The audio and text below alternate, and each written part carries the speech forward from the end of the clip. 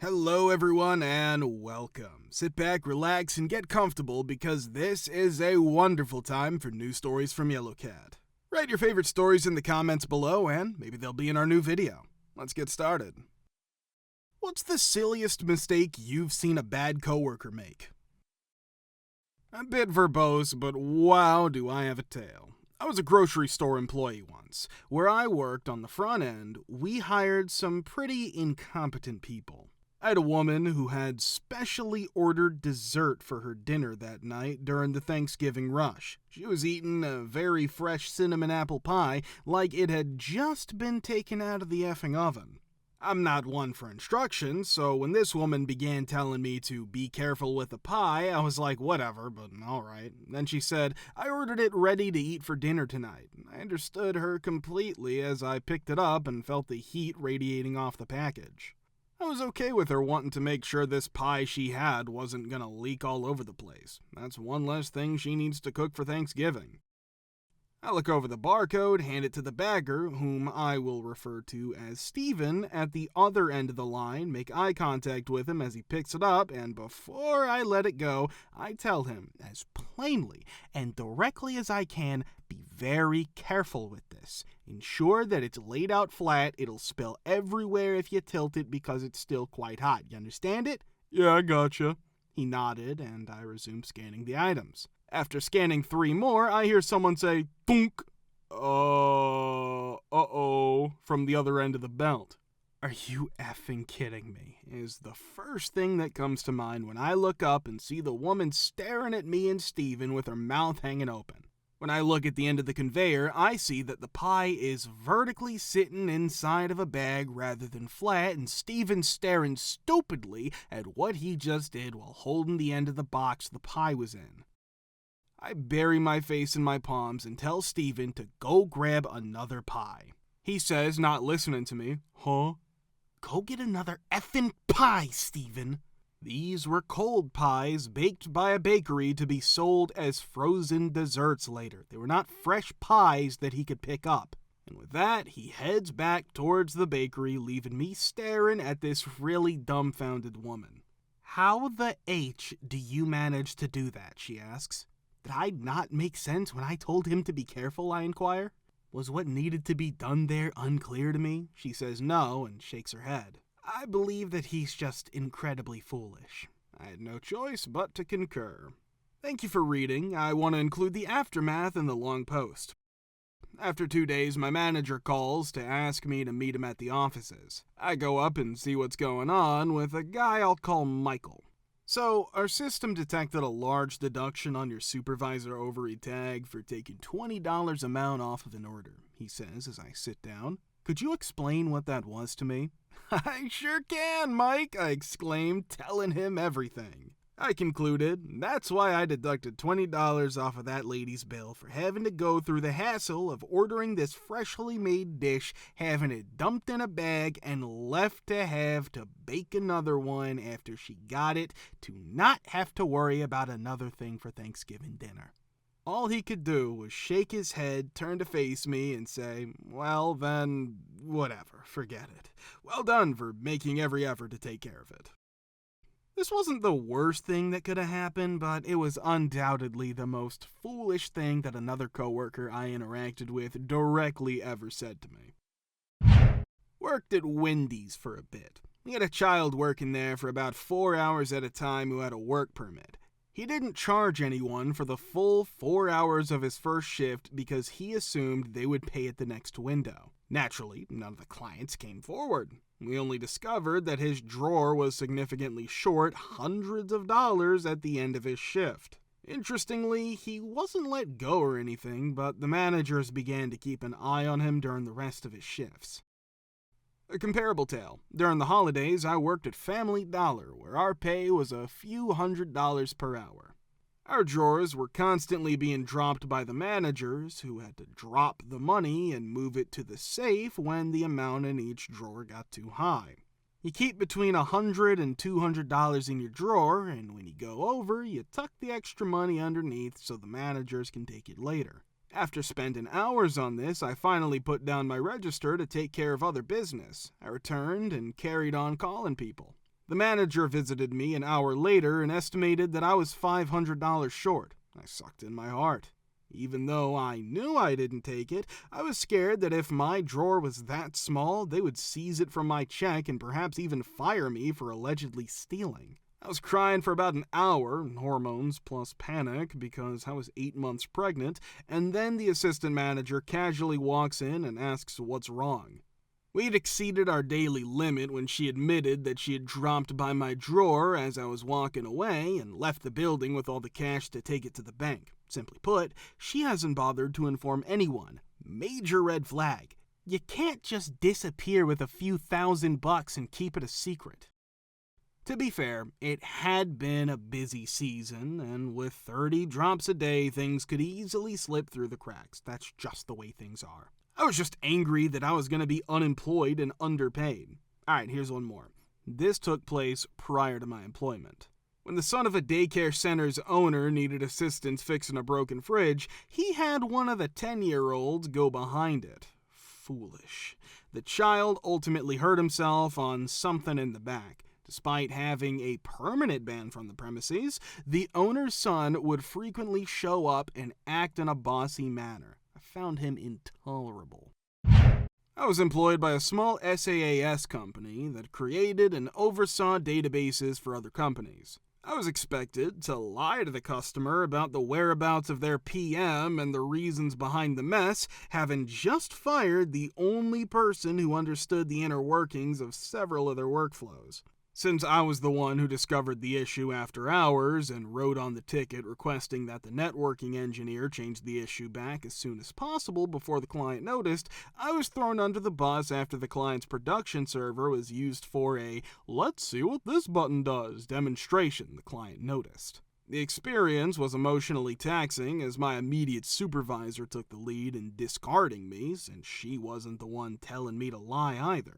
Additionally, during a conference call I arranged for the client inquired as to why I was there, stating that I clearly didn't care. In actuality, I was the only one who gave a D, which is why I had requested to attend that call. Surprisingly, the CEO asked me to snitch and took a moment to pull me aside, but I refused. Is it the newly assigned PM? I hope that's enough of a hint for you to know that I can't be fired by the newly assigned PM. It seems that he missed the hint. I was asked to take severance within a few months. My narcissistic boss, as far as I can tell after the fact, plotted with our HR lady, who's single, to make everyone believe that I was an alcoholic. This was amusing because when I went to beer tasting events with colleagues, I usually gave away my beer. I was the one who said, yes, this 2005 porter tastes older than the 2006, while everyone else was daring each other to challenge their use of flowery adjectives. She told me, I think I would have been good at math if I didn't show up to high school drunk all the time. She was in her late 40s and still bragged about the vodka and the water bottle trick, and I saw her sit and write emails with a beer in her hand. What kind of negative experience have you had with the homeowners association or bad neighbors? The person who sold me my townhouse a few years ago said that they would pay my HOA fees for the next year if we closed by the end of the year. They had to do this because they couldn't start building the newer townhouses behind us until they sold the ones they already had. In any case, they did what they were supposed to do and everything was paid for. That's what I thought.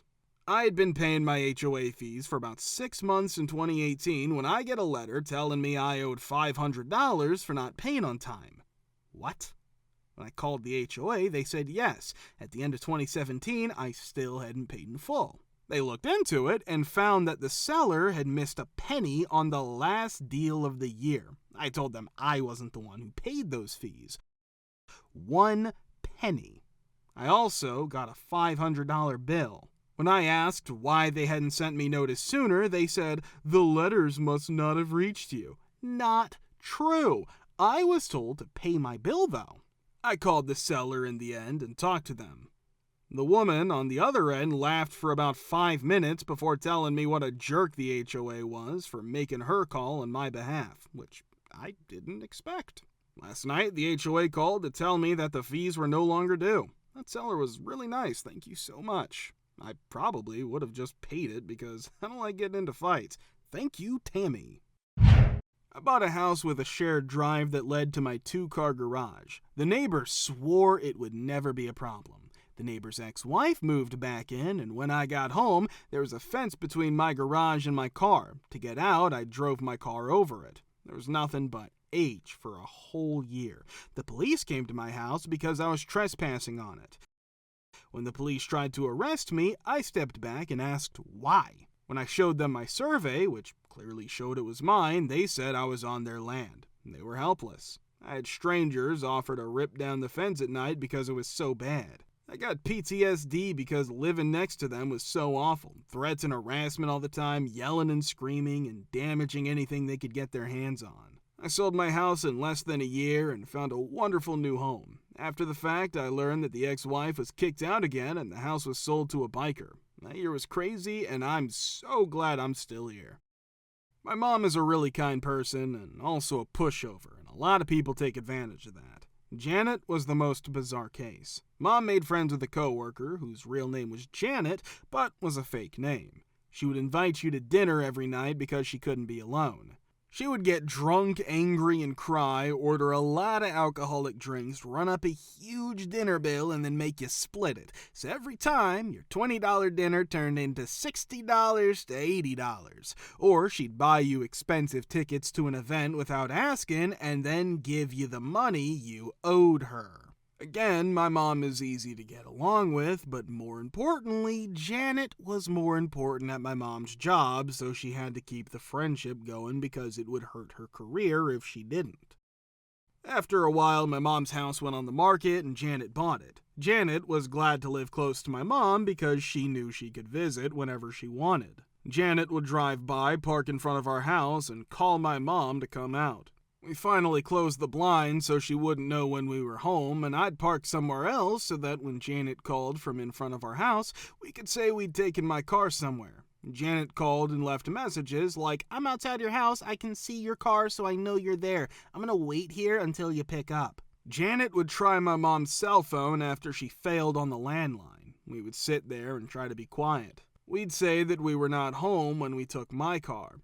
Even on nice days, we had to cover the windows that faced the street so she couldn't see us when we were home. We also wouldn't sit outside because she would know for sure that we were there. She kept calling outside our house for about 10 to 15 minutes. Since they worked together, it happened a lot. My mom would have to eat lunch with her and then make up a reason why she couldn't get dinner too.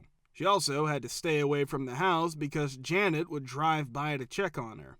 We were at the park one time when she called our phone 10 times in a row. We were afraid to go home because she might be waiting for us in front of our house again.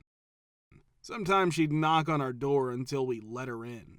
She'd bring a bottle of liquor and lament her life until she cried. She'd tell me I wasn't eating when I was because her daughter is a model and doesn't eat.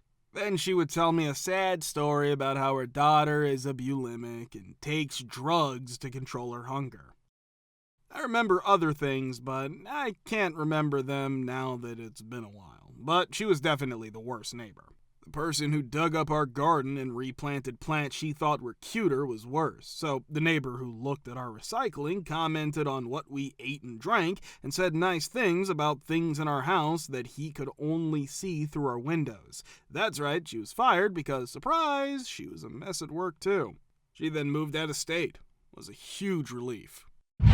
I just filed a lawsuit against the HOA. My property does not belong to the HOA in any way. I run a lumber and firewood business out of the 3 acres that are located behind my house.